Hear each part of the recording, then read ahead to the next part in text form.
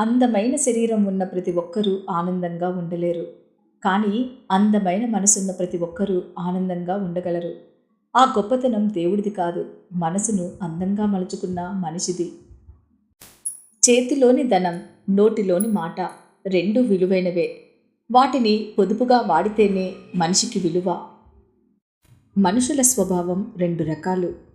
అవసరమైనప్పుడు తేనెలా తీయగా మాట్లాడతారు. అవసరం తీరినప్పుడు తేలులా కుట్టి మరీ మాట్లాడతారు. ధనాన్ని చూసి దరిచేరే బంధువులు, అందం చూసి కలిగే ప్రేమ, అవసరం కోసం కలుపుకునే స్నేహం ఎన్నటికీ శాశ్వతం కావు. మనిషి సర్వనాశనం అవ్వడానికి దురలవాట్లు, చెడు వ్యసనాలే కారణం అనుకుంటారు. కానీ వాటికంటే అతి ప్రమాదకరమైనది ఇంకొకటి ఉంది.